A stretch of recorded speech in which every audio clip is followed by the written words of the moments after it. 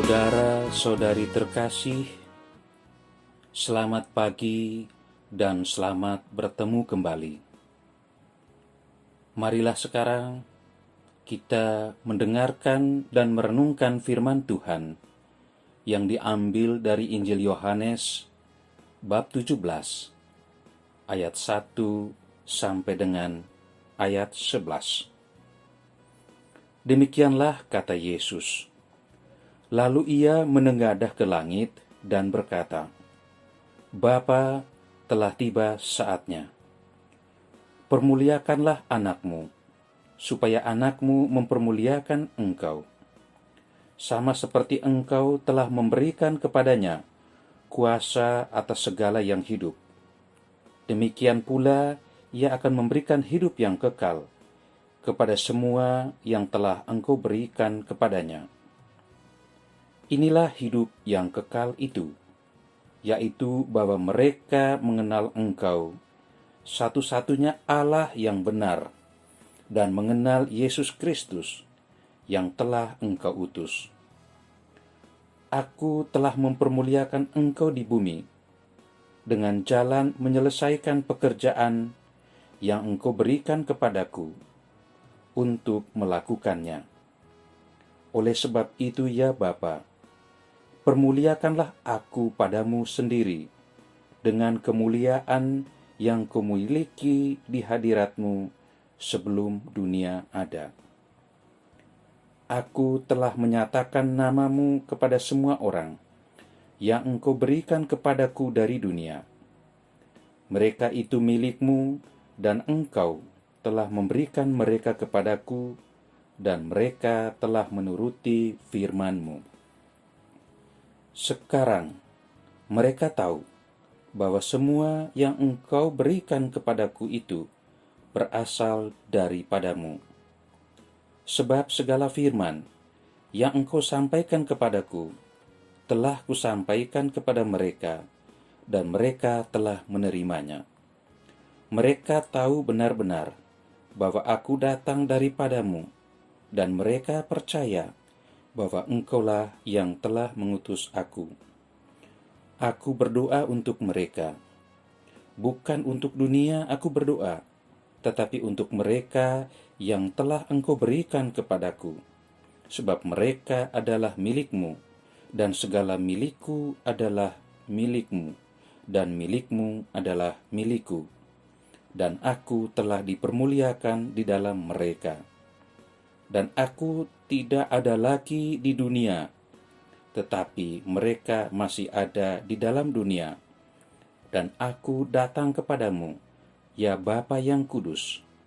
Peliharalah mereka dalam namamu, yaitu namamu yang telah engkau berikan kepadaku, supaya mereka menjadi satu sama seperti kita. Demikianlah sabda Tuhan. Saudara-saudari terkasih, dalam kehidupan sehari-hari, ada banyak orang yang mengawali pekerjaan, usaha, kegiatan, atau perjalanan penting dengan berdoa kepada Tuhan. Juga berdoa pada saat mengalami masalah, kesulitan besar, atau penderitaan.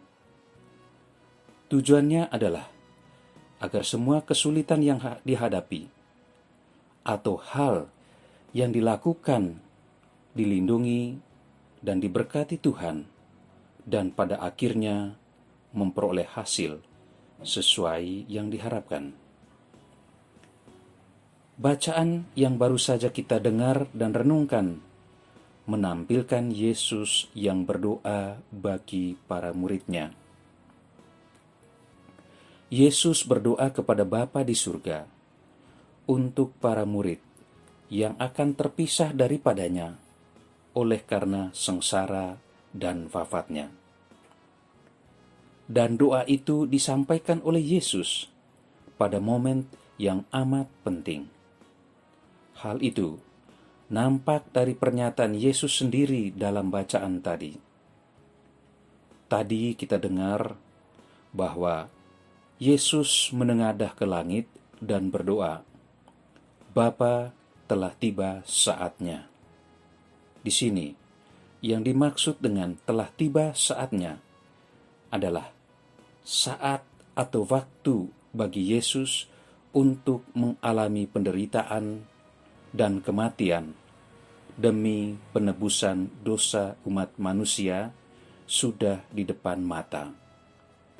Maka doa Yesus bagi para murid berlangsung menjelang sengsara dan wafatnya. Dan isi doa Yesus adalah memohon kepada Bapanya agar memelihara para murid.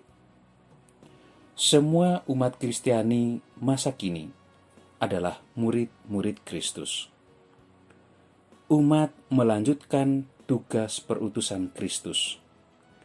Tugas perutusan yang sama yang dijalankan oleh para rasul. Maka tentu Yesus tidak hanya berdoa bagi para rasul, tetapi juga berdoa bagi semua umat Kristiani masa kini. Kita yang baru saja mendengar dan merenungkan firman Tuhan, mungkin termasuk orang yang senantiasa mengawali pekerjaan-pekerjaan kita dengan berdoa.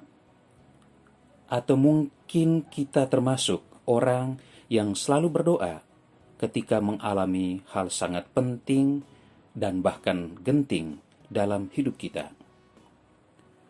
Mungkin pula kita tergolong orang yang senantiasa berdoa bagi orang lain, baik yang dikenal maupun tidak dikenal, ketika mereka melakukan hal penting atau mengalami masalah dan kesulitan dalam hidupnya.